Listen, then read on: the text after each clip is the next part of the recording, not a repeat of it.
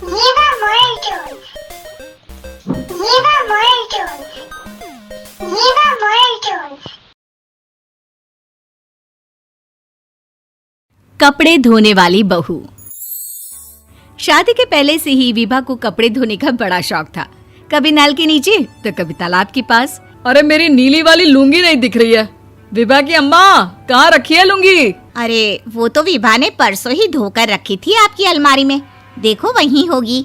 वो ना मैंने आज धो दी, मुझे लगा कि गंदी हो गई होगी।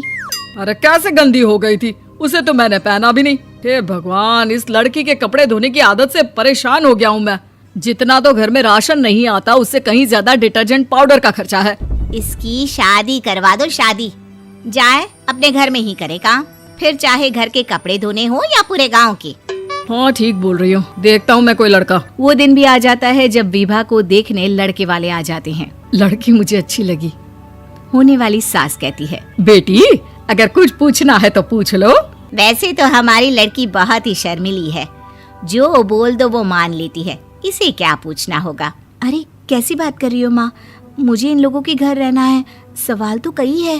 हाँ हाँ बेटा, पूछ लो ना, क्या पूछना है। आप लोगों के घर कपड़े कौन धोता है? सास का मुंह बन जाता है। देखो, अगर तुम ये कहना चाहती हो कि तुम्हें कपड़े धोने नहीं आते तो सुन लो, कपड़े मैं ही धोती हूँ, लेकिन तुम्हारे आ जाने के बाद मैं रुमाल तक नहीं धोऊंगी। अरे चुप रहना भाग्यवान, बहू बेचारी घर आई नहीं, उसे डराना शुरू कर दिया। वो क्या है ना बिटिया, अभी तक तो ये कल्लू की माँ ही धोती थी, लेकिन अब तुम्हारे पापा तो दहेज में वॉशिंग मशीन देंगे ही। तभी विभा की माँ बोल पड़ती है, सवाल भी पूछा तो क्या। वैसे भाई साहब, मशीन की तो फिर भी कपड़े धोने की कैपेसिटी होती है। मतलब जो बिटिया दे रहे हैं ना विभा, इसे कपड़े धोने का बहुत शौक है। ये आप लोगों के क्या, आस पड़ोस गांव मोहल्ले सबके कपड़े धो दे और उफ तक ना करे। बाहर देखा नहीं आपने कितने कपड़े सूख रहे हैं? सब हमारी बिटिया ने ही तो धोए हैं। बस भी करो ना माँ, शर्म आ रही इतनी तारीफ सुनकर। और तो और एक दाग निकाल कर दिखाओ तो मान जाऊं। हाँ अच्छा अच्छा, माफ करना बेटा, मैंने गलत समझा। हमें तो रिश्ता बहुत पसंद है। और ऐसे जुड़ जाता है रिश्ता कपड़े धोने का शौक रखने वाली विभा का। उसकी शादी हो जाती है कोयला फैक्ट्री में काम करने वाले कल्लू के साथ। शादी के बाद अचानक विभा चिल्लाती हुई सास के पास आती है। सासू माँ, अरे सासू माँ कहाँ है आप? ये तो धोखा है, धोखा दिया आप लोगों ने मुझे। इसे ससुर के चक्कर के बारे में पता चल गया। अरे तो उसमें तुझे क्यों धोखा मिला है? अरे नल में पानी नहीं आता, कपड़े कैसे कब धुलेंगे?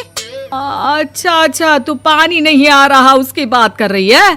तो आपने क्या सोचा? कुछ नहीं। अच्छा हाँ, तेरी माँ ने कहा था कि कपड़े धोने का शौक है तुझे, याद आया मुझे। शौक शौक बोलकर कपड़े धोने वाले मेरे जुनून को कम ना आके सासू माँ, कपड़ा धोना मेरा गुरूर है। तभी पति भी वहाँ आ जाता है। अभी अभी मैंने इसे सनी देओल की फिल्म दिखाई है, उसी के डायलॉग मार रही है माँ। अच्छा सुन, साफ साफ बता रही हूँ, पानी सुबह 4 से 6 और शाम को 10 से 12 आता है, समझी? विभा टाइमिंग सुनकर हैरान हो जाती है। ये क्या भूतों का मोहल्ला है? सुबह 4 बजे उठकर कौन कपड़े धोता है? 4 बजे टंकी में पानी जाता है, फिर सारा दिन धोना ना, किसने मना किया? अरे कैसी बात कर रही हैं? 200 लीटर की टंकी में कितने कपड़े धो लूंगी मैं? सुबह ही उठ जाऊंगी मैं। अब क्या था, विभा सुबह 4 से लेकर रात के 12 बजे तक कपड़े ही धोती रहती। एक रोज सास पड़ोस से निकलकर कहीं जा रही होती है कि साथ वाली कहती है, हाँ कल्लू की माँ, जरा ये बताओ कि 2 साड़ी है, 2 ब्लाउज और एक पेटीकोट और एक नाड़े वाला लंबा कच्छा। हाँ तो? अरे तो क्या, कितना लोगी धुलाई ये बताओ। धोबन दिख रहे हैं हम क्या?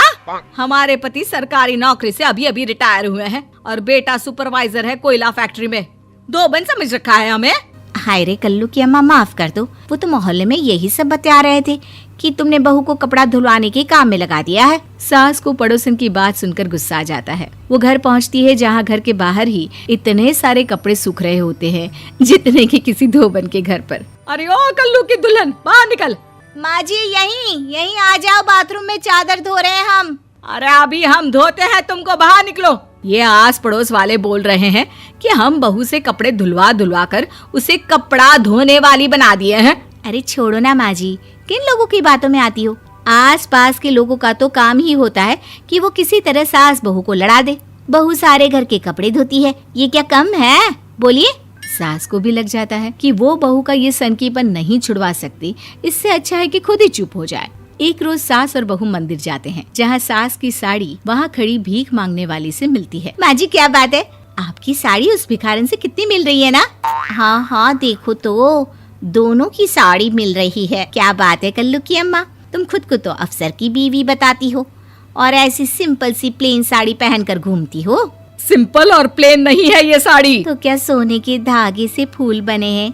कुछ भी सासू माँ, कुछ भी। हाँ बने थे इस साड़ी में सोने के धागे से फूल। मेरे पति लेकर आए थे मद्रास से स्पेशली मेरे लिए 10,000 की। ताहे भाई साहब इस भिखारन के लिए भी सेम टू सेम साड़ी लेकर आए होंगे 10,000 की। सास उस वक्त तो कुछ नहीं कहती, लेकिन बहू के साथ घर आती है और अलमारी से एल्बम निकाल कर लाती है। ये साड़ी देख रही है, ये वही साड़ी है जिसे मैंने अभी पहना था। इस साड़ी में ये जो चमकदार फूल दिख रहे हैं ना, ये सोने के धागों से काटे गए हैं।